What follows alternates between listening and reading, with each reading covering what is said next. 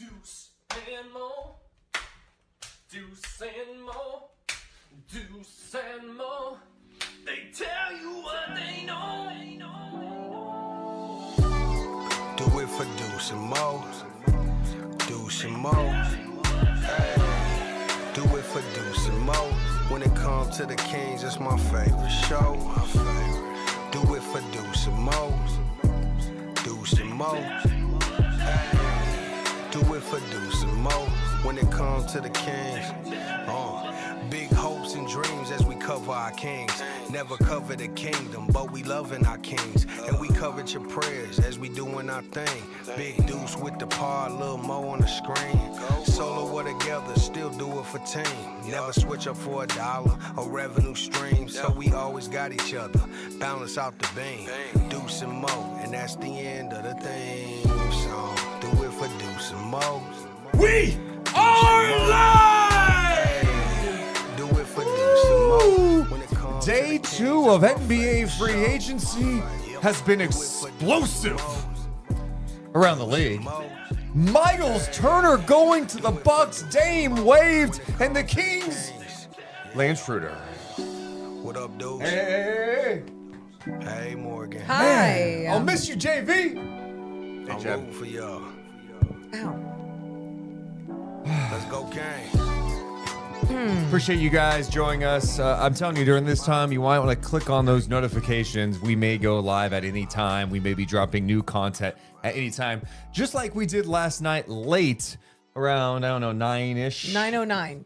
9:09 is when we started recording. Probably posted at like 9:45, talking about the news of like, oh shit, the Kings are really thinking about trading Monk to Detroit to acquire Schroeder. And we were sitting here processing it going, how does this make sense?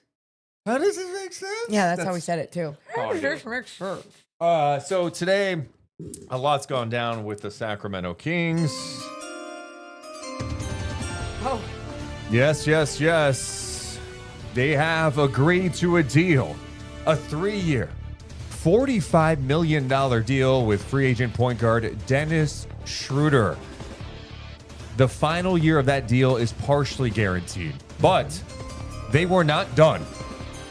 They traded the big man, the big Viking, big JV, Jonas Valančiūnas, heading to the mile-high city of Denver in exchange for Dario Šarić. Why did these moves happen? What does it all mean? We break it down today on the Deuce and Mo podcast. Thank you so much for it. welcome to Tuesday, July 1st. July 1st. Deuce's birthday week. Deuce's birthday week rolls on as we celebrate Deuce Day, July 6th. What a day, man. What a It day. is real fast on that. I know I'll probably do content, but it is, as I inch closer to my 30s, it is a little weird. Yeah. It's weird because you look What's it like? being what? In my 30s? What are you in your like early 40s or late 30s? I still don't get this bit. It's not a bit. I am, like that age of 30 is around This the is corner like for this me. is like I'm a dad joke just enhanced. It's not a That's all it dad is. joke. That's all it is. Like, oh, like look at me, I'm in my 20s, and he's not. And he's not. And only a few Hey. people actually believe him and actually ask, like, "Wow, you look good," or "What?" Or "I thought you were older." That's usually what you get. No. Is "I thought you were older," and it's because he is. And there he's was lying. someone I ran into at the store who works there, and she brought up our age. Mhm. And I'm like, oh my God. She actually believed that I was in my 20s. Because like some people don't know. It makes, good looking guy. Trust me, I see some people I graduated high school with, and let me tell you, holy shit, we're the same age? You look like you're 50. Sometimes those bags under your eyes give it away, though. I don't sleep because I'm a basketball sicko. Biggest thing you could do before we get started here, hit the thumbs up and subscribe. We'll try to get to some of your chats too. We're obviously going to break down what the Sacramento Kings did, try to make sense of, okay, where are they going? What's next? Blah, blah, blah, blah, blah, as we navigate these uncertain waters. You know what I mean? And we'll also talk about some of the moves around the NBA. I can get the sense from people that they're not totally happy about today. Let me do a poll question. I should start that. How do you feel about Schroder at 3 years, 45 mil? Okay. Love it. Okay. Like it. Heard it. Gross. Okay. Those are the options. Love it, like it, or gross. Okay, go ahead. I feel like since yesterday when it was first reported that the deal was going to happen, right? Yeah. From Fred Katz, that's who put it out, like Dennis Schroder is going to go to the Sacramento Kings. Like we heard the rumblings of the Zoom calls before that, whatever. And then when that happened, it was like, I got to process it all day that it could be around 14 million a year, whatever. So when I saw 3 years, 45 million, I was just more stunned, but not stunned. I was surprised by the amount of years, but the last year not being fully guaranteed. I'm like, okay, it's about what I kind of processed. Are we yesterday. starting the pod? Are you saving this for the pod, or is this just start? I was going to hit like the theme for production purposes. Oh, I started. No. I was vibing. No, I appreciate you vibing, but like there's like elements we have to do. Sponsor, you know what I mean? Like, so save it. We're gonna do the same thing. I just need to hit the music and all that stuff. Is that okay with you? Appreciate the chat being here. What's up, Jesse James? Can you say hi to Sim at least, an enforcer? Okay, you're not gonna say their names. Say hi, Daniel. Hi. Okay. All right, Deuce and Mo coming down 3, 2, 1. Hit my music. Deuce and Mo. Deuce and Mo. Deuce and Mo. They tell you what they know. Deuce and Mo. Deuce and Mo. Deuce and Mo. The podcast that you know. Oh, welcome into the Deuce and Mo podcast presented by our friends over at Sentivo Vineyards and Winery. We are on day 2 of free agent watch, and let me tell you, a shit is going down with the Sacramento Kings. It sounds like they've agreed to a 3-year, $45 million deal with Dennis Schroder, and they have traded Jonas Valančiūnas. Big JV is headed to the Denver Nuggets for Dario Šarić. Here we go. Plenty to dissect. What does it all mean? What's going around the league? I'm Deuce Mason. That's Morgan Reagan. Hi, Mo. Hi. You know, it's funny. I think when you started, you said, "A shit is going down." Yeah. Instead of, oh, I thought you meant to say a shit ton. I was just adding a little flair to it. I was like, oh, a shit is going down. Yeah, a lot's going down. And as I was saying before, that I got to kind of process things yesterday, and I feel better today when I saw like everything kind of go down with Dennis Schroder. And I'm not surprised, I guess. That's where I'm at with There's that been so much talk about Dennis Schroder for the last week.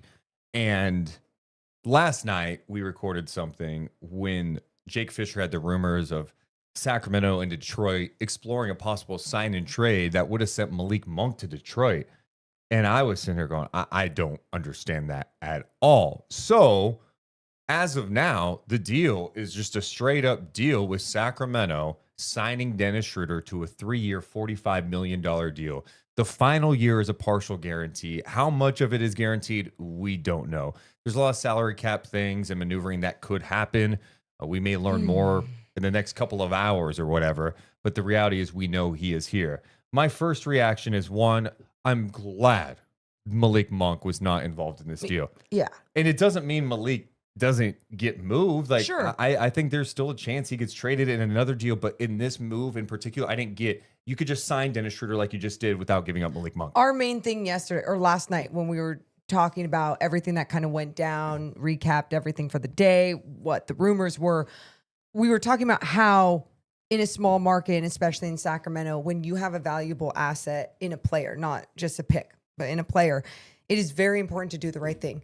And with De'Aaron, it didn't feel like it ended up, well, it wasn't the right thing, right? For his value and probably what you could have gotten for him.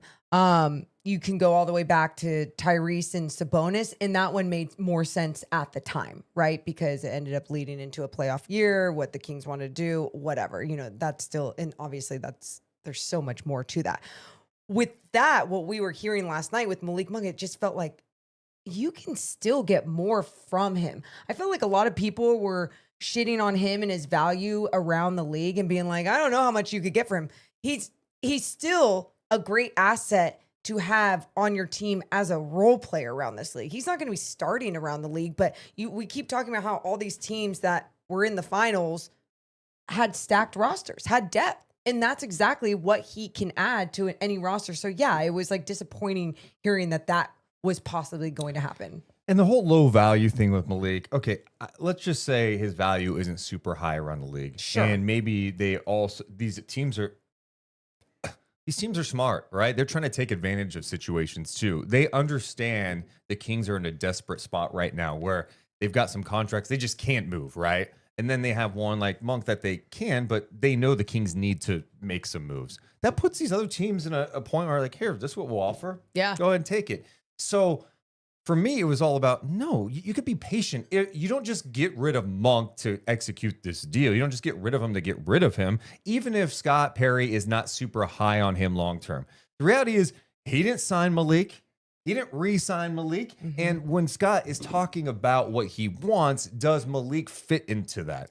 I think in some ways he does, but it seems like Scott Perry's type is to have guys who are known for being two-way threats, have size and length, and that can really set the tone on the defensive side of the ball. Malik doesn't fit into that completely, but it doesn't mean he's a bad player at all. I think it makes more sense to like find a better deal with that. And if that deal is not there now this offseason, go into the year. I think Malik could thrive a little bit playing with Schroder, just like we saw him playing with Fox last year, a guy with speed who could collapse the defense. I think it could be dynamic at times when those two do share the court together. Yeah, I think if Russell Westbrook is for some reason still coming to Sacramento too, that still changes some things as well. And you're right about that, and that sounds like that's still a possibility Yeah, at this point. yeah. And I saw some people even in the chat, or maybe it was someone just saying like, there was no one else but Dennis Schroder. There, like there's nothing else you could have picked. Yeah. And it's a fair question to ask, but I also I do push back when you do look at some of the free agent point guards, and they're free agents. Like they get to choose where they want to go. And Sacramento has never been a destination necessarily for any of these players. And then on top of that, you have chaos still going on with a new front office, a new head coach. There's nothing established. So some of these players are like, I want to go somewhere else where I can feel like there's already something going on, an identity. I can just fit right in and get paid still. I don't want to be a part of something that is chaotic. And it goes back to what I was just talking about with like Monk and these teams trying to maybe take advantage of the Kings and, by that, oh, his value's low. It's like, his value's not low. These teams are trying to take advantage. But with like agents and their free agent point guards, it's like, we know the Kings need a point guard. And guess what? The free agent pool is shrinking at the moment. Sure is. We're going to get our 14, 15 million from you. Yeah. Now, the thing that I just completely, I don't understand is why did year 3 have to even be a partial guarantee? If I was Sacramento, it's like, no, you get 2 years. You get 2 years. That's it. Yeah. Or a team option for year 3. Like this whole partial guarantee thing. I don't love that. Schroder, just himself for a second. Let's just talk about the player. We'll talk about the money. Dennis Schroder is a good player in this league. Correct. Solid player. And this is a huge win for him. I just think about his journey last year. Starts with Brooklyn with Jordy Fernandez. Really thrived. And then DeAnthony Melton goes down with the Warriors. Warriors need another ball handler. So they trade for Schroder. Mm-hmm. It was kind of a clunky fit at times. I think they had higher hopes for it. And then the Warriors got to a spot where they went, okay, we have to execute some sort of trade, whether it's with Durant or Butler. They end up in this complicated Jimmy Butler deal, shipping Schroder to Utah. Utah waives him. He ends up with the Pistons.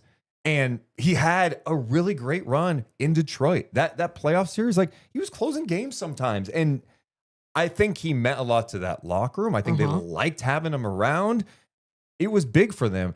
And it was, think about all the emotions for him. Like he apparently, I think if I remember right, Steve Kerr was talking about when they traded him that Schroder was like closing on a house in San Francisco. Damn. So there was a lot going on. So anyway, that going back to him as a player for a second, I just think he brings a lot of what you needed. And of course, he's not De'Aaron Fox, but he's a guy with length, good point of attack, on-ball defender. It's kind of a dickhead. He's 31 years old. I mean, you know, and you even you look at what he's shooting for his career from three-point land. It's not amazing, but when he had a different opportunity in Brooklyn to start last year in those 23 games or whatever it was, he was shooting 38% from three-point land, right? So like he was being a scorer while also facilitating the basketball, averaging like 6 assists or 5 assists a game.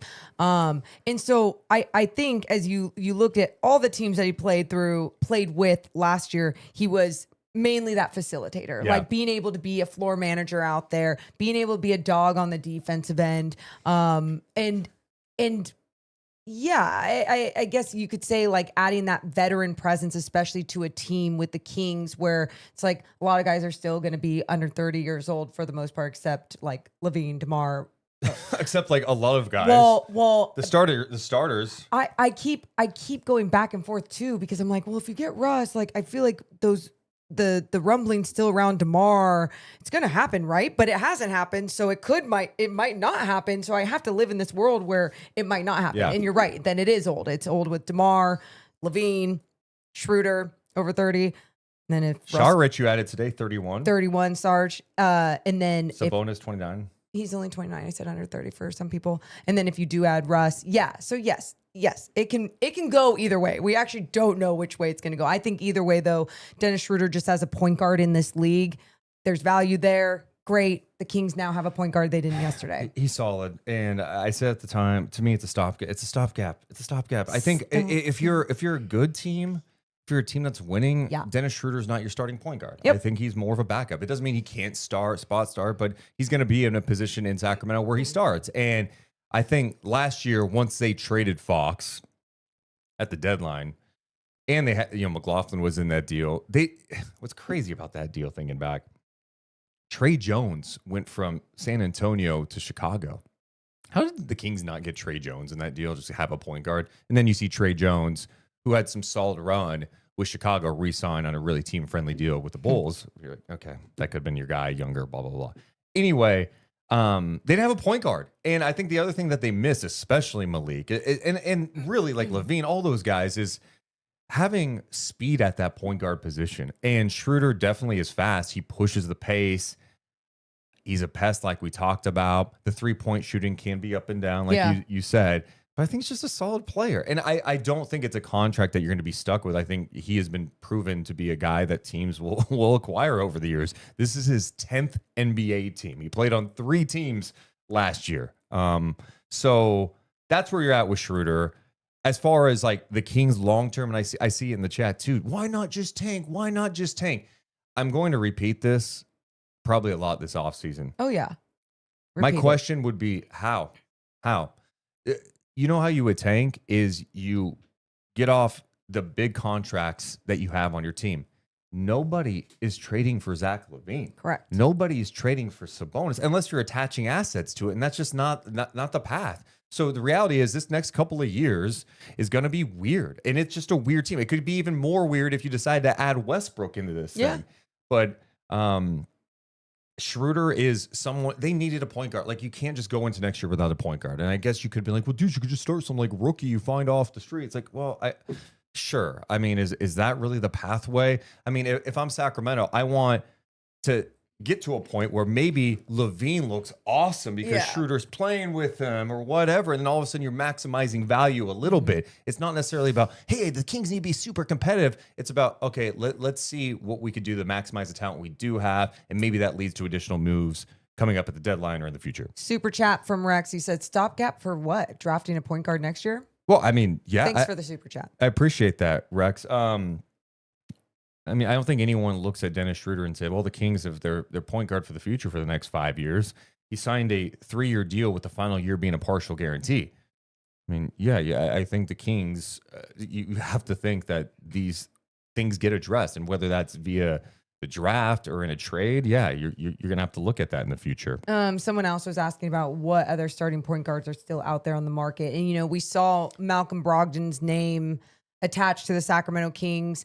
I would rather have Dennis Schroeder than Malcolm Brogdon. Yes. So there like Tyus Jones ended up signing with Orlando yesterday. And that was another one. Tyus Jones got a 1-year deal with Orlando. $7 million. That's a great deal. And then his brother Trey goes to Chicago on a really team-friendly deal. Those were a couple that were interesting. And so that was one of the ones, though, I think yesterday where I was like, ugh, well, like that's the vibe that we want. But again, you can't threaten them to come to your team, right? Like you can offer them however much money you can offer them, and they still might not want to play in that system or be with your organization. And so, like, yeah, that's what free agency usually is with Sacramento. It's no one ever usually ends up happy with free agency in Sacramento. I think one of the best things was when Malik. Yeah, Malik. That was signed. When they signed him the first time was a big deal. Yes.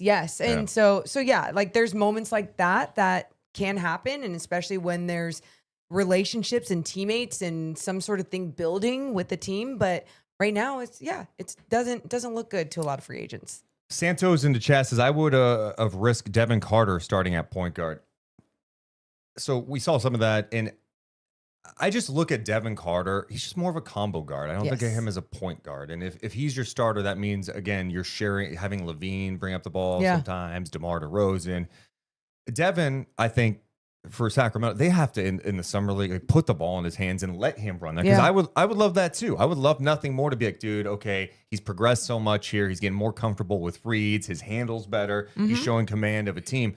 But Devin, to me, looks more like a combo guard. I agree. I totally agree with that. And I think too that that goes to his comfort with having certain NBA defenders giving him different looks with ball pressure, and maybe not having the ability to still be able to be that floor manager with that type of pressure, right? Maybe it's something he's been working on in the offseason, and he's really been putting his ball handling as a top priority, and that would be great. But you can't just, I guess, risk that. Yeah. I also think there was like a lot of talk earlier in the offseason. And this is what happens. I don't think there was any real reporting on this, but people just have ideas, and then they get in their head like, oh, okay. They're like, hey, dude, what if the Kings get John Morant or Trey Young? All these names, and then you have these expectations, and then it's like, Dennis Schroder? I think Dennis is a solid player, but what I said at the time, and I'm going to remain consistent on this, he's just good enough that you won't be bad. And that's what I think some fans struggle with, and I understand the pushback is like, hey, like all this talk about like we're in this tough spot, we can't like totally rebuild. Why not go a little younger at that spot, a little more inexperienced? And like, what's the worst that can happen? We get a better draft pick? Or is this going to be a situation where Schroeder comes in and it's like, yeah, he's solid enough that you are a fringe play-in team, and then all of a sudden the draft comes out and you're picking 12th or 13th again. And for Sacramento, I know it's still a lottery and all that shit. Anything can happen. We saw it with Dallas this year. But like for Sacramento, it's like the ways to improve are in trades and draft picks, and then nailing your picks. Yeah. And the Kings haven't done a lot of that with the draft. We know this. And so we're going to be here at the 2026 draft and going, all right, well, who are the Kings looking at 13 or 12 or 13, when it would be so huge for them to be picking 5th in the draft? And I know there's a long way to go. That could still happen, but yeah. I mean, we saw what happened this year. Put your tinfoil hats on. Conspiracy is like, can we put some extra lottery balls in there for the Sacramento Kings? Yeah. But we can't. That's not how it happens. Even though if you're not cheating, you're not trying.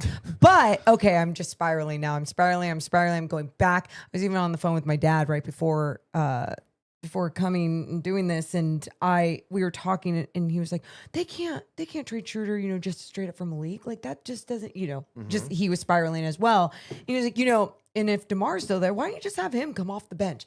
And I'm like, Dad, I'm getting anxiety. I have to get off the phone, because it's like those things are just not realistic, right? Like even like at times when I say, hey, it doesn't matter how much money a player makes, you have to be willing to not play them if they're not doing certain things on the floor. And then we go back to the narrative of like, oh, but what they've done in the NBA and how much money they make. And I hate that. I wish coaches could just coach, but it's not how it works anymore. You can't, and especially when you're in a market like this, when there is so much power with the players. And I love that. But sometimes that can be a dangerous thing when people are complaining about coaches, and then nothing can be sustainable. Shout out to GDM for the super chat, $5. You're supporting the Kings via Neat Clifford draft. I'm learning about the Kings through your podcast. Schroder is tough. I like the pickup. Well, welcome. Welcome and thank you. Enjoy The ride. It may be very bumpy. Think about this. You're like in a car. You get picked up. I'm so excited to be on this journey with you.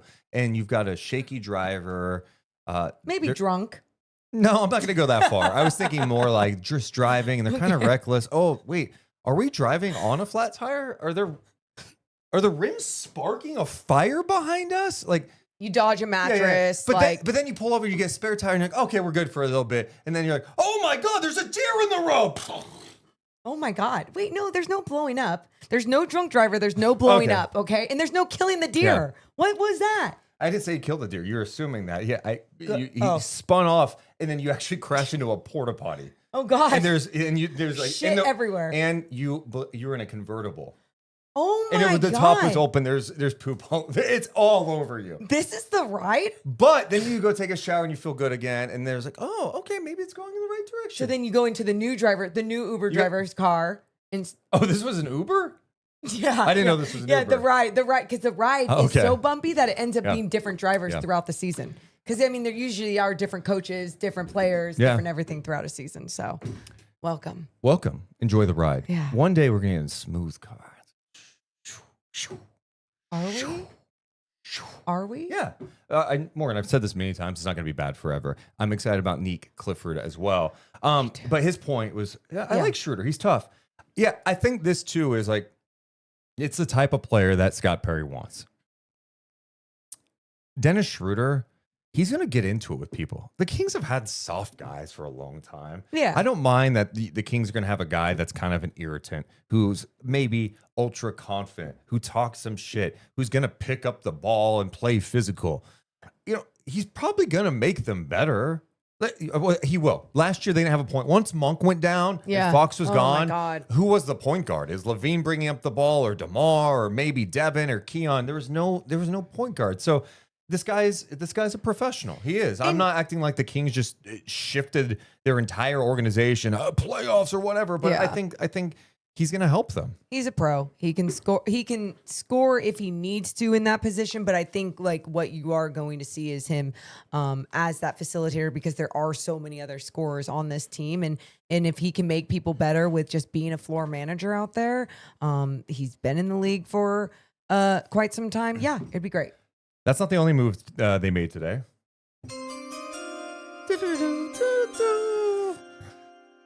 They traded one of my favorites, dude.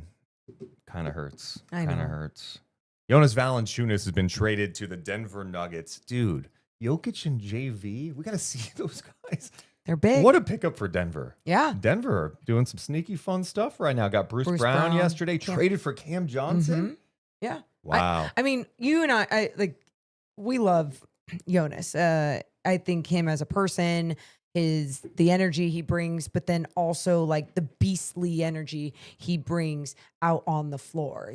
Just his presence to be big. And there's going to be matchups where he was played off the floor. Absolutely. But it was great when the Kings only had to use him as a backup. Like, it was a great backup tool to go to. And I think for the Denver Nuggets, it's good for them. It's great for them. The Kings in return get Dario Šarić. Valanciunas, great professional, awesome person, great for your locker room. I think on the floor, depending on the matchup, he can be huge. And I think you saw the glimpses of it. Just to have some size, a guy who can rebound so well, he just takes up a lot of space, sets amazing screens. I think there is also problems with him, especially as he gets older, is like there's going to be tough matchups. And for Sacramento, as they kind of move forward, it's like, how do we get a little more athletic, maybe at that 5 spot, which they addressed in the draft by taking Maxime Reynaud from Stanford in the second round. They also added Dylan Cardwell from Auburn on a 2-way deal. So it's like, okay, you get a glimpse as to what they're maybe looking at that position long term.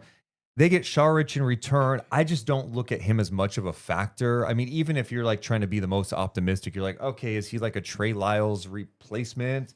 But Šarić hasn't played the last couple of years, and he went to 2 situations, Golden State and Denver, that needed him. Like, they needed his size, and they were optimistic, like, he can help us. Neither team played him. For he got very limited run in Denver and Golden State. So this move just reeks of, the Kings are just saving money. Correct. Like they saved like $5 million in the deal. Are they going to use it on something else? Is there another move in the works? We'll find out. But this to me is not a move of, hey man, Šarić has something. This is like a financial thing to see what happens next. The one bummer is you got to remember the Kings gave up a couple of second-round picks to get Valančiunas last year. Right. Those second-round picks for like 3 months of Valanciunas, that's a bummer. That is assets given. It's not even about drafting all those second-round picks. It's just more assets so you can do more with. And for 3 months, that sucks. The saving money, you hope that money is being put back in to something else that they need. Would that make sense with Russ? I don't get that situation. I am still not understanding. Okay, to good. be honest. Good. Let's talk about that for a second. I'm still not understanding adding Schroder and Russ. I think this is just my guess. I think if they're doing that, Scott Perry's going to sell, hey, it's for our culture. We're trying to establish an identity of competitiveness and fire and edge. And I would totally understand that if you were adding Schroder and Westbrook to a team full of 19 to 23-year-olds and you needed some professionals. I mean, is Westbrook coming in there with his competitive fire and like going, hey, LaVine, this is how it's done? LaVine's 30. Like he's that's what he does. Like to me, it's not shifting anything. And I do think both of those guys on the surface can help things. But my fear with this is like, okay, what's that mean for Malik? That tells me you're shifting from Malik. What kind of trade can you get? What's that mean for Devin Carter? Is he going to be here? But also, what's that mean for Keon Ellis, who could be in a situation where, they can offer him an extension this season. What if Keon's like, I'm good. Yeah. I'll wait on that, and I'm going to look at unrestricted free agency. That's the problem with it. I think going into this year, it is crucial for guys like Keon to play a heavy role on this team. Keegan Murray's got to be able to get more shot attempts. Is that taking a hit when you add Schroder and possibly Westbrook? We saw Keegan already take a hit in touches last year when they added DeMar DeRozan and then LaVine, and you just didn't see Keegan be able to show what he either could or could not do as an offensive player. And that's where I'm slightly confused. I shouldn't say slightly. I'm just confused by it. I'm just confused. It's like, okay, what are we trying to accomplish here by adding both those? I understand the Schroder pickup. You needed a point guard. Okay, veteran, fine. But why both? I don't know. Okay. I don't know. I don't know the answer. And I think yesterday when we were kind of processing that information of the Zoom calls, they weren't all three. They weren't all on the call at the same time. But the Zoom calls. Just kidding. We still don't know. We know that Schroder, Westbrook, they play together. They like each other. All those things. Great. Played in OKC and LA together. Great. Someone told me that Westbrook actually taught Dennis Schroder how to drive a car back in the day. Cute. Yeah. That's so cool. And I love all of that. I think that's awesome. Russ is also really tight with DeMar and LaVine. Really? Well, see, And he played with Sabonis in OKC. so then so then if that's your roster though, so this is where now I get my blood can starts spiral. to We're boil hanging out. and I'm Hanging out. spiraling Yeah. because it's like from what we see, especially in Sacramento over the years, if you're a guy that makes a certain amount on your contract or Yeah. you have a certain name and resume, even though you might not be what you once were, or it just doesn't make sense in the system that you're at, like you still play like, because you don't want to piss anyone off. Like that whole attitude, whatever. But you have Keon that needs the ball in his hands. Yeah. You have Keegan Yes. that needs the ball in his And hands. needs minutes. You have Yeah. younger guys Yeah. that need Nick Clifford. I want to see experience this guy play. and development. And it's like, I know there's so many times too where we've seen over the years, there's like younger guys and rookies where they're put in positions in a role in Sacramento where they do have to do too much. Yep. But like you have the perfect combination. Are you going to be able to, I guess, stagger and rotate the combination correctly. And that's with the first year head coach in Doug Christie. I don't know. I don't know with everything right now. Like, it's hard for me to envision DeMar, LaVine, Russell Westbrook, Schroder, Sabonis. Am I missing someone? Dude, in 2014-15, that team would hit. You'd be like, oh shit, we got a sneaky contender maybe, huh? Right. Right. I like to play this game called There's Always a Clip. That's okay. So Deuce just made up that game. So Scott Perry used to do a podcast, the new Kings GM, called Hoop Genius. And so anytime there's like a player that's tied to the Kings, I search Hoop Genius and the player. Well, last night I looked up Hoop Genius and Westbrook, and sure enough, Scott Perry was on a podcast where they were talking about people kind of hating on Westbrook. And here's what Scott Perry had to say about Russell Westbrook.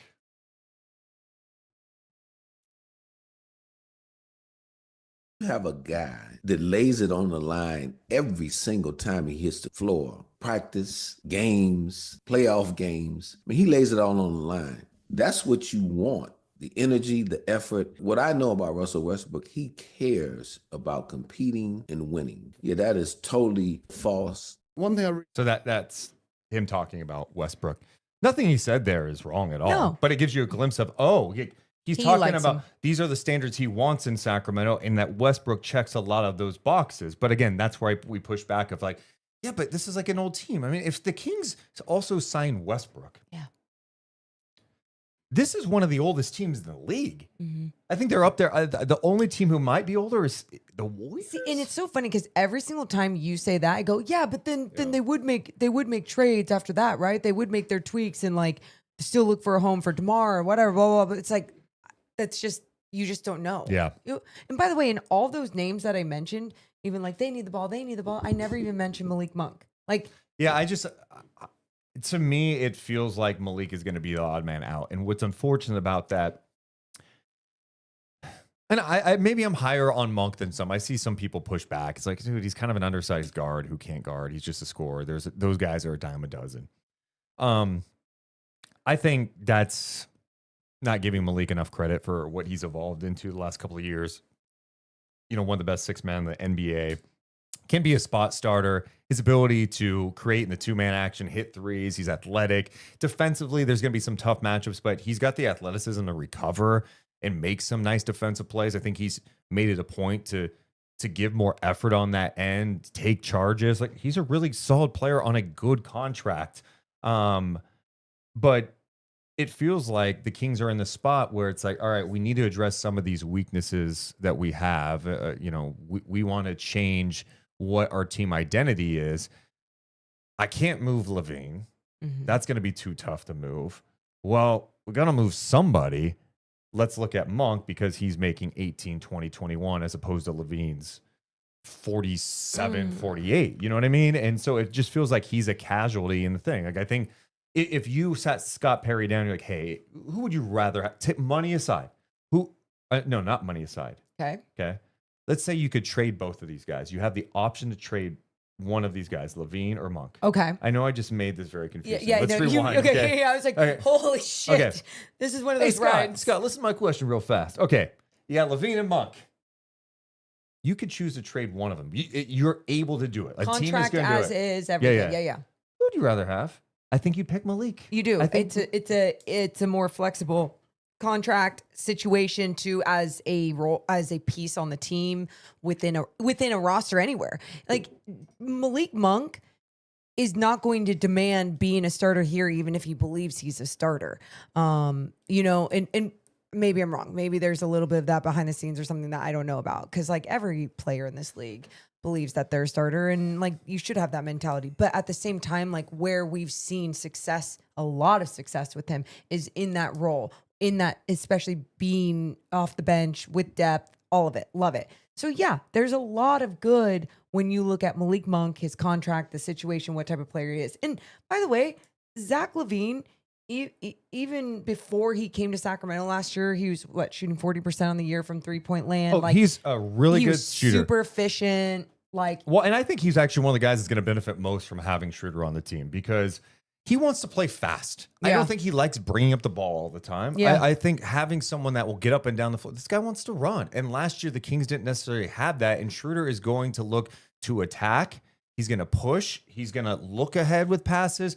Schroeder's a smart player. And he's going to be able to play a style that I think Levine will benefit from. I thought late last season, I mean, that Kings-Mavs play-in game might be a bottom 5 Kings game I've ever witnessed in my life. And that's saying a lot, just in terms of like how they executed, just the intensity, the lack thereof, just everything about it was gross. And so Gross. you hope that, you got Malik back potentially. You had Schroeder. Okay, maybe you get the best version of Levine, because I tell you this, you did not see the best version of Levine in that play-in game or down the stretch of the season without a point guard. When I was watching Levine, Sabonis in 2-man action, and Sabonis like jumping up and down, open, going, where's the ball? There was no chemistry between those two. It just looked really off. And so it was essential that the Kings look at that situation. We got more coming up. We'll hit some more Kings topics. We'll bounce around the league. Shout out to our friends over at Sentivo Vineyards and Winery, though. They stayed with us even during the offseason, because really there's no offseason in basketball. Thank you. You got draft, free agency. Yeah. You got trades. You got previews, the WNBA. Basketball does not stop, and we don't stop. And guess what? I've been drinking through all those things. Okay. I've been drinking Sentivo wine through all those things. And I was never a white wine kind of person. I love everything that they have to offer. It's been so fun partnering with them too. They're all Kings fans. They're a family-owned winery, and they're just really good people. And so if you want to try some of those wines as well, make sure you head over to SentivoVineyards.com. They have a new tasting room also that's going to be opening up in the Fairfield area. I cannot wait to go. I'm actually ordering more wine even today. Also presented by our friends over at Medic Ambulance. Woo, woo. We are thrilled to team up with Medic Ambulance, the trusted name in emergency medical services across Northern California. From life-saving responses to being the team behind the scenes at your favorite events, Medic is there to serve. When seconds matter, trust the professionals setting the standard in patient care. Learn more at medicambulance.net. Obviously, a lot can change. We're recording this. It's 11 a.m. in the 11 o'clock hour Pacific time on day Yes. 2 of free agency. So Mark Stein just put this out, saying after exploring potential sign-in trades to seal its long-anticipated addition of Dennis Schroder, Sacramento is signing Schroder direct. This affects the likelihood of Russell Westbrook to Sacramento, since Malik Monk did not go to Detroit and remains in the Kings' backcourt. So basically, the Westbrook thing, I mean, maybe the Kings don't feel like, hey, we can add Westbrook and have Monk. It just, if we're adding Westbrook, it's because we have a trade for Monk somewhere. Yeah. Wow. Okay, so that's still just lingering And that's up the in other air. thing. Westbrook is going to be 37 years old. Yeah. Malik is like, what, 26, 27? Yeah. So, yeah. Mm. I can't wait to see what else happens, because that's the other thing, Morgan. Let's talk about this for a second. What? So the Kings traded Valanciunas today. Okay. They got Šarić back. They picked up Isaac Jones's option the other day, so he's still on the roster. Trey Lyles is a free agent, and they lost Jake LaRavia. Ironically enough, they lost 2 of the guys they picked up at the deadline last year, Valanciunas and LaRavia. LaRavia goes to LA on a 2-year, $12 million deal. Side note, Laker fans are clowning it. But this is who we'd get on day 1 of free agency. 6 points a game. I'm like, dude, just wait. He's going to help you guys. Again, relax. Watch some film. Yeah. Watch some film. Good player. Yeah. And you got him at a good price. Yeah. Got to fill that roster up. So now the Kings add Nick Clifford into the mix, all right? But that he's not playing the 4, right? Like he could play a couple of positions. He's a wing, like play like a 2. Maybe he could bring up the ball. Sometimes his playmaking's better than I think people realize. The passing's really strong. Play some 3. But they definitely have some other issues to address. I mean, at this point, who's the backup center? Unless you're rolling with Reynaud. I don't know. We haven't seen him play. Do you think they would roll Young and not with like Sarge? I just don't. Can he play still? I don't know. He hasn't played the last 2 years. He played in some games. He played 16 games last year, Yeah, Morgan, for a team, by the way, that they went, you know what? We're just going to play DeAndre Jordan. Trust me, I would rather roll with Go Young. Yeah. So, but they still have like size issues that they have to address. It's, the Kings are seemingly so focused on guards right now. They need the point guard, but there's a lot of guard talk right now. How are they focusing on the front line, some size, some length, and some athleticism?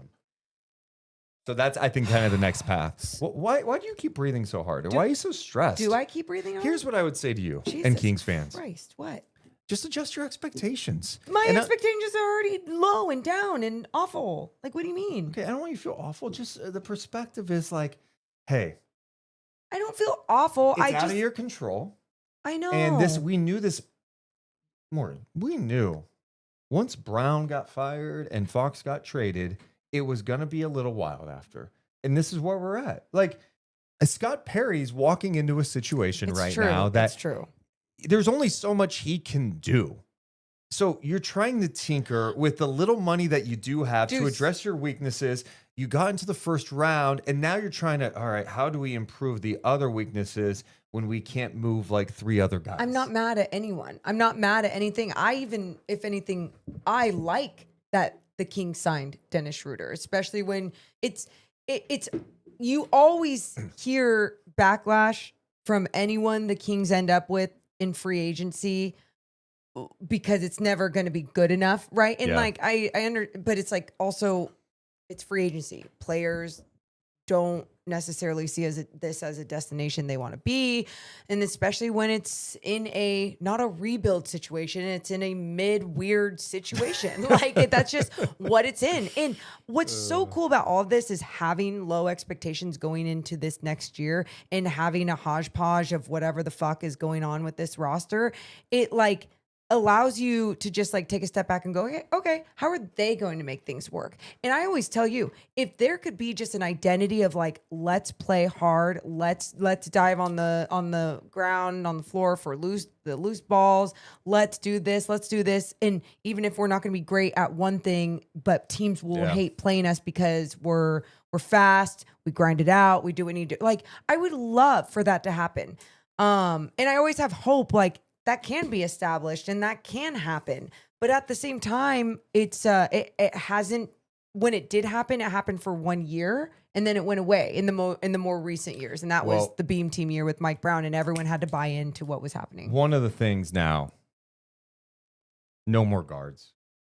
No more guards. No more guards. Even if you were like, hey, we're going to like swap out Monk and get Westbrook, I'd be like, why? If you want to trade Monk now, like try to trade for size if you want to go that path. Please. I don't need anything getting in Keon Ellis's way, because that's one of my big concerns this offseason. It's like, all right, you chose not to rip up the final year and give him an extension. You want to try to use money for other things. Okay. But now there's risk. There's no doubt there's risk. You cannot deny the fact that Keon Ellis could essentially go, I don't want an extension now. Yeah. I'm going to play this contract out, and I'm going to explore free agency. In his mind, if he could get a better role, more opportunity, and more money elsewhere, why would he not take that? I don't want that to happen. I think Keon Ellis is a really strong player in this league, and he is what you want from the modern NBA. We talk so much about culture, and we talk about like fit, and Keon Ellis is a robot. He goes out there, he plays hard. Mm-hmm. He's not going to make bad plays. He's going to defend, and he's going to hit threes. Yeah. You know what I mean by that? Like, when was the last time you went, oh, Keon, why'd you take that shot? He's not taking bad shots. No. There's going to be some problematic matchups with bigger guards and that, but he's the type of guy, like, you want to see on this team long term. And he's young. Plus, what we talked about, too, you found him undrafted. Yes. Put him in your G League system for 2 years, and he got a new deal. These are the type of players a small market team like Sacramento. You hit on this. You hit on it. Keep them. Yes. You stick with it. You roll with it, because it's so hard finding those big star names to want to play here not at the end of their career, right? That's what it seems to be in Sacramento. Stopgap, like however you want to put it. When you do find those type of pieces, you want to keep developing them. You want to keep figuring out what you can do with them, especially when they can play on both sides of the basketball. They play a style that is part of the new modern NBA style. It's so important to have those pieces. And that's why I think, too, we were really feeling the hopefulness after the draft. Scott Perry and his team looking at some long, tall players getting a pick in the first round, like all those things. It's awesome. And that's why free agency, I think a lot of people want to like shit on him or be upset with like what's going on there. I just get depressed within free agency seeing like, oh my God, there's not going to really be that many tweaks that get done. And I think Scott Perry with his relationships can get things done. I think even if it means going into the season and it's closer to the trade deadline that things are getting done. But like, yeah, let this be the year of getting things done and not just running with things just because people like each other or they're used to be teammates or whatever. A lot to think about. A lot to think about. How about what happened in Milwaukee today? A lot of shit in Milwaukee. I don't know what was more surprising. What? Miles Turner Yeah. signing with the Pacers as a free agent.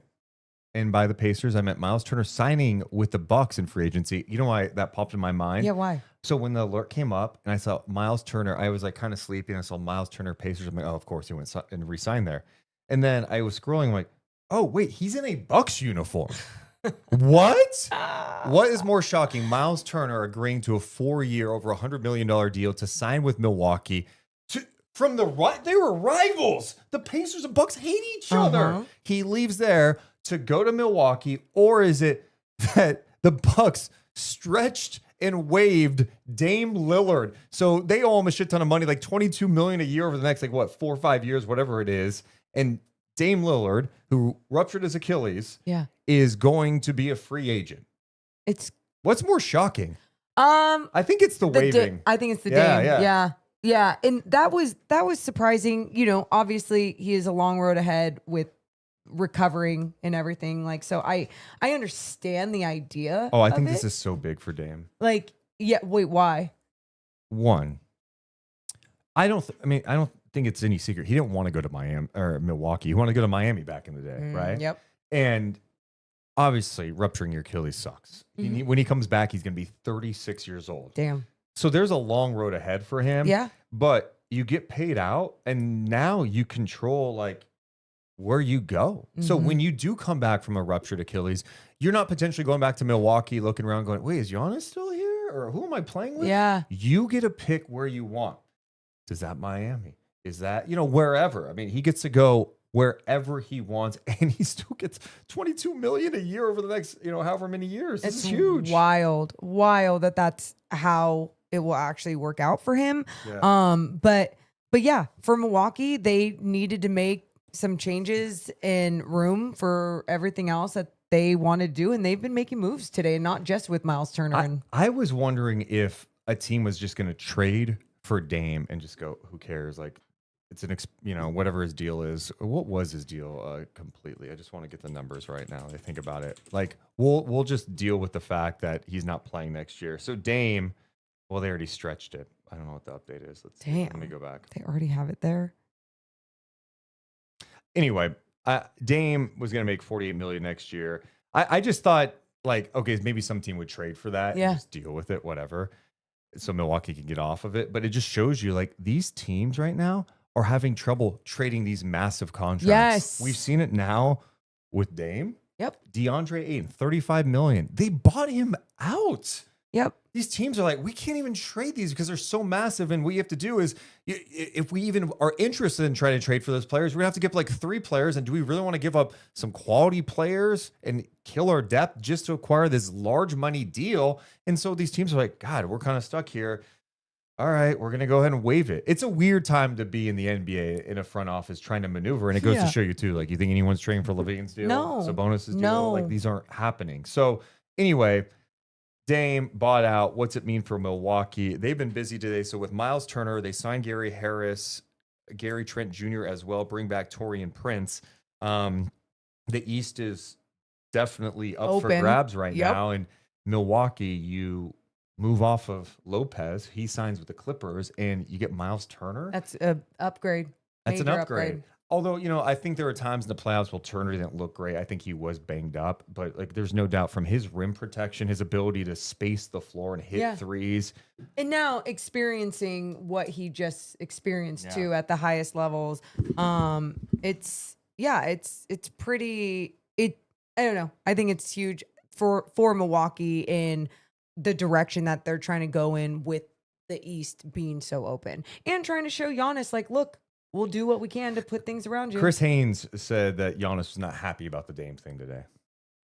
Do you believe that?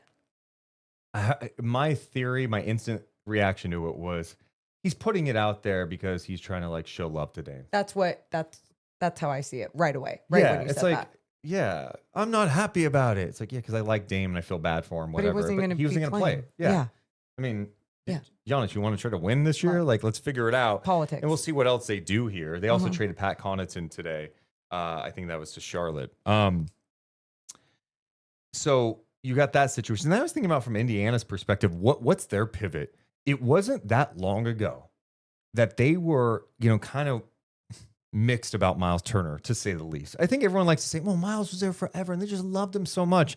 Dude, there was a bumpy ride. He had the partnership with Sabonis, and even after Sabonis left, there was a summer where the Pacers signed DeAndre Ayton to a massive offer sheet. And the thought was, dude, we pair Ayton and Halliburton together. That was the thought.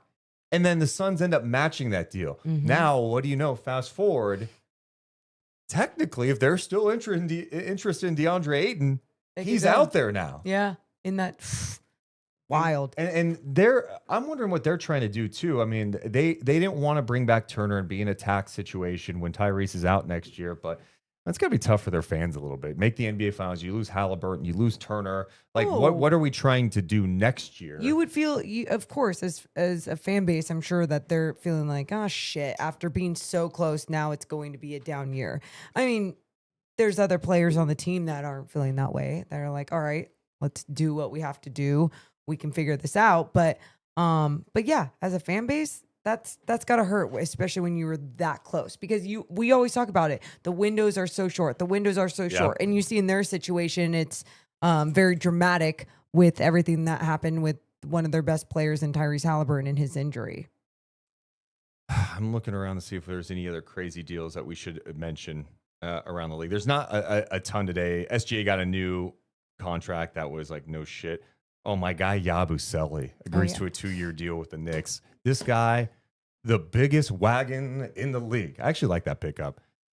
Could Mike Brown be the head coach of the Knicks coming up too? They also are getting Jordan Clarkson too. So what happened? It was Luke Kennard going to Atlanta. The winners of free agency, early winners of the offseason have to be the Hawks. Oh, I was sneaky high on them before they made deals. Yep. I'm like, they're 40-42. They lose Jalen Johnson last year. But that team with Dyson Daniels, Risa Shea, like, they're long, they're athletic. They trade for Porzingis. We all know it's a slight gamble, but he's an expiring contract. Sure. If he's right, awesome. Yep. You still have Okongwu. You lost Capella. And then you pick up Nickeil Alexander-Walker and Luke Kennard. Yeah. They've got length, size, and athleticism in the East that's wide open. There you go. Love the Hawks. You just said it all. Love the Hawks. And then the other team we're keeping an eye on, the Houston Rockets. Yes, Because in the my West. theory could happen. Oh. Why did they sign Steven Adams to an extension and sign Clint Capella, and they have Şengün? Yep. Are they taking a swing at something? Is that Jaylen Brown? Wait. And the reason why is that Jaylen Brown, because what did the Celtics do? Oh, they got rid of everybody. Every big. No, you know what? My bad. They got Luka yesterday. Oh, they did. That's actually a good point. Luka Garza. They solved it. No, but you lose Cornette. He goes to the Spurs. Horford, free agent. He's talking to many teams. The Warriors have been brought up. Yeah, and Tatum's gone next year. Drew Holiday's out. Porzingis. I mean, talk about a totally different team next year. So maybe it's a situation where the Rockets go, let's swing for the fences here. The Rockets are fun, dude. They lock up Jabari Smith long-term. You get KD. You add Capella. It's a fun team. It is a really fun team, and it's going to be really tough in the Western Conference. Yeah. Really tough. Man, maybe a little Şengün to Boston with some pieces. Calm down. Go for it. Maybe they get in the Giannis play. Maybe Giannis. I don't know. Anyway, we're going to have you guys covered anytime something breaks. We'll have videos. We may go live. The biggest thing you could do in the comments, let us know how you're feeling about the Kings moves. Dennis Schroder, now a member of the Sacramento Kings. What else do you think is going to happen? Any guesses? Ooh. Let us know. Final thoughts from you? Final thoughts. I keep breathing. I keep like, yeah, it's what is it? It's a product of being a Sacramento Kings fan for a long time. You have a lot of trauma that you've been through. You've seen a lot, and there's not. Now I'm spiraling. I start crying. I just start bawling. Yeah. No, it's I'm okay, and I don't think I even had high expectations, but with all of these names that are possibly going to be on the Kings roster, if that is the direction they go, then it's just like, okay, then it is what it is. Like, let's go. Again, all I need to say, I don't give a shit who's on this team.